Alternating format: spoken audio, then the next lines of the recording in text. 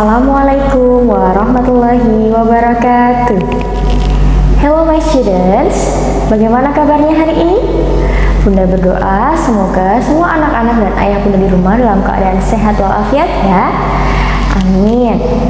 Berjumpa kembali dengan Bunda SD pada mata pelajaran Ilmu Pengetahuan Sosial. Namun sebelumnya, marilah kita awali dengan berdoa terlebih dahulu ya. Before we start our lessons today, let's pray Basmalah first. Bismillahirrahmanirrahim. Amin. Anak-anak hebat semua, tidak terasa ya kita sudah berada di semester 2 atau semester genap. Pada semester genap ini, mata pelajaran IPS akan belajar mengenai 2 kompetensi dasar, yaitu kompetensi dasar 3.3 dan 3.4. Nah, untuk mengawali semester ini kita akan belajar yaitu kompetensi dasar 3.3 mengenai aktivitas manusia dalam pemenuhan kebutuhan. Adapun materi pertama yang akan kita pelajari yaitu mengenai kebutuhan dan kelangkaan. Are you ready? Don't forget to prepare your book and your pen.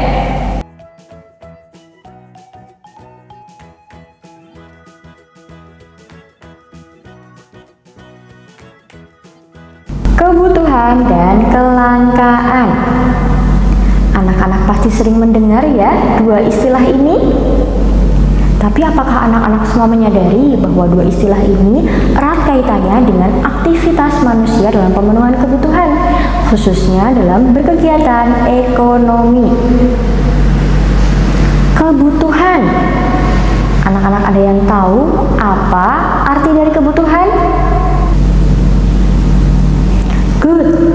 Kebutuhan adalah segala sesuatu yang diperlukan oleh manusia yang dapat digunakan dalam bertahan hidup. Jadi, untuk mempertahankan hidup kita ini, pasti kita memerlukan banyak kebutuhan. Kita akan membahasnya lebih lanjut. Apakah anak-anak semua tahu ada berapa jenis dari kebutuhan manusia? Ya, betul sekali. Jenis-jenis kebutuhan manusia dibedakan menjadi 4, yaitu berdasarkan kepentingannya, berdasarkan waktu pemenuhannya, berdasarkan sifatnya, dan yang terakhir yaitu berdasarkan subjeknya. Nah, kita akan membahasnya satu persatu. Yang pertama yaitu berdasarkan kepentingannya. Jadi kita menggunakan skala prioritas dalam pemenuhan kebutuhan. Nah, berdasarkan kepentingannya sendiri, kebutuhan dibedakan menjadi 3. Kebutuhan primer, sekunder, dan tersier. Anak-anak pasti sering mendengarnya ya. Kebutuhan primer adalah kebutuhan yang harus segera dipenuhi atau harus dipenuhi oleh manusia. Contohnya, sandang atau pakaian, pangan atau makanan, dan papan ataupun rumah. Jadi ada 3 kebutuhan pokok atau kebutuhan primer yang wajib dipenuhi oleh manusia untuk keberlangsungan hidupnya, yaitu pakaian, makanan, dan rumah atau tempat tinggal. Kebutuhan primer sendiri harus lekas atau segera dipenuhi karena merupakan kebutuhan yang sangat pokok dalam kehidupan manusia. Kebutuhan yang kedua yaitu kebutuhan sekunder. Nah, kebutuhan sekunder ini pemenuhannya setelah kita memenuhi kebutuhan primer. Contoh dari kebutuhan sekunder misalkan rekreasi, hiburan, kemudian kita membutuhkan mungkin bahan bacaan seperti buku, majalah, dan lain sebagainya. Dan kebutuhan sekunder ini hanya melengkapi saja, seperti itu. Untuk pemenuhannya bisa ditunda terlebih dahulu. Yang penting kebutuhan primernya tercukupi. Yang ketiga yaitu kebutuhan tersier atau kebutuhan akan barang-barang mewah. Misalkan nih, kita sudah punya handphone, tapi ternyata handphone yang kita miliki spesifikasinya masih spesifikasi yang lama. Nah, kita ingin mengupgrade dengan handphone yang memiliki spesifikasi yang lebih tinggi. Nah, pemenuhan atau pembelian handphone ini termasuk dalam pemenuhan kebutuhan tersier atau kebutuhan barang mewah. Contoh lainnya selain handphone yaitu mobil, kemudian sepeda motor, kemudian rumah mewah, perhiasan seperti emas, berlian, dan lain sebagainya. Jenis kebutuhan yang kedua yaitu berdasarkan waktu pemenuhannya. Dibedakan menjadi dua, yaitu kebutuhan sekarang dan kebutuhan yang akan datang.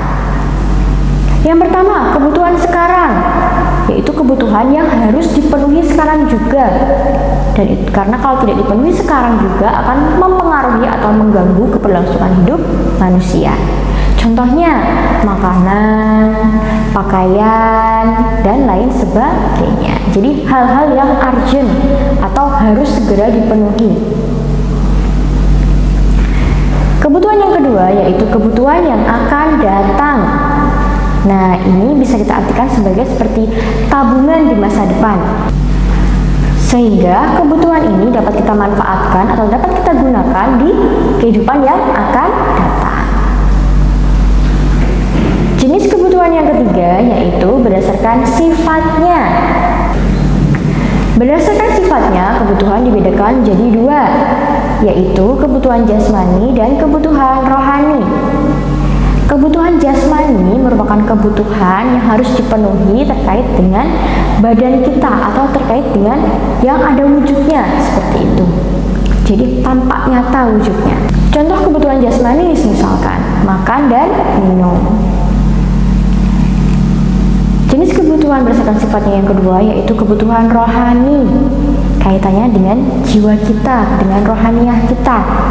Biasanya berupa jasa atau berupa tindakan yang tidak nyata, dalam artian wujudnya tidak nampak nih, tapi kita melakukannya.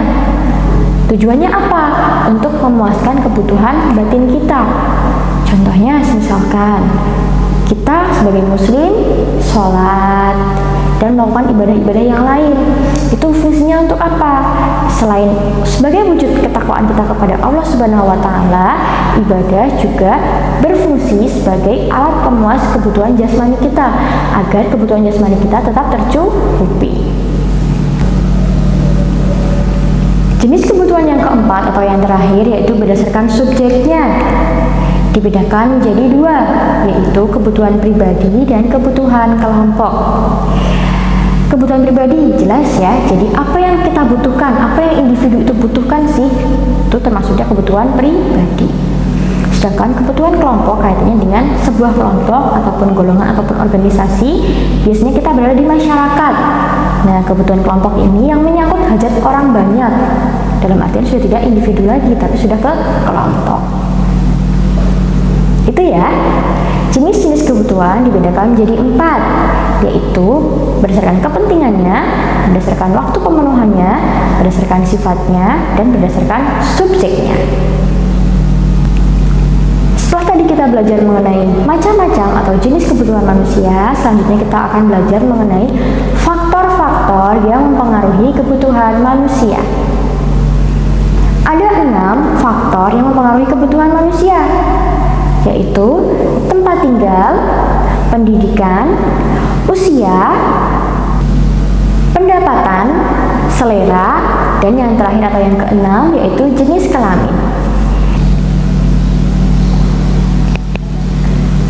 Selanjutnya yaitu kelangkaan.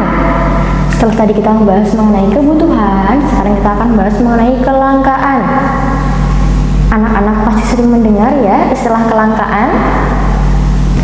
Kelangkaan adalah suatu kondisi di mana manusia memiliki sumber daya yang terbatas, sedangkan kebutuhannya tidak terbatas. Dengan kata lain, jumlah sumber daya yang ada tidak dapat memenuhi seluruh kebutuhan manusia. Itu yang disebut dengan kelangkaan. Kelangkaan sendiri dapat disebabkan oleh 4 faktor. Yang pertama, terbatasnya jumlah sumber daya alam yang digunakan untuk memenuhi kebutuhan manusia. sehingga jumlah sumber daya alam ini tidak dapat memenuhi atau mengcover seluruh kebutuhan manusia, sehingga terjadilah kelangkaan. Faktor yang kedua yaitu rusaknya sumber daya alam karena ulah manusia. Ketika kita akan mengambil sumber daya di alam, tentunya kita harus memikirkan keberlangsungan sumber daya alam tersebut, karena jika kita tidak mempertimbangkan dengan baik akan terjadi kerusakan-kerusakan seperti misalkan pembalakan liar di hutan, kemudian pengambilan sumber daya alam secara berlebihan, eksploitasi, dan lain sebagainya, yang itu dapat menimbulkan kerusakan lingkungan, terutama kerusakan pada sumber daya alam yang kita butuhkan, sehingga hal itu dapat menimbulkan suatu kelangkaan. Faktor yang ketiga yaitu terbatasnya kemampuan manusia untuk mengolah sumber daya alam. Di sini selain kita melestarikan sumber daya alam, tentunya kita sebagai manusia yang membutuhkan sumber daya alam tersebut, kita harus senantiasa mengupgrade kemampuan agar kita bisa mengolah sumber daya alam dengan bijak, sehingga kelangkaan dapat dicegah atau diminimalisir. Faktor yang keempat yaitu jumlah kebutuhan manusia meningkat lebih cepat daripada peningkatan sarana pemenuhan kebutuhan, sehingga terjadi ketimpangan antara pemenuhan kebutuhan dengan jumlah kebutuhan yang dibutuhkan oleh manusia. Nah, itu tadi penjelasan dari Bunda. Anak-anak hebat semua pasti sudah paham ya. Jika anak-anak masih ada yang dibingungkan, anak-anak bisa langsung menghubungi Bunda Esti. Marilah kita akhiri pembelajaran pada hari ini dengan berdoa terlebih dahulu. Before we close our lessons today, let's pray hamdalah together. Alhamdulillahirabbil alamin. Amin. Semoga apa yang kita pelajari hari ini dapat bermanfaat ya.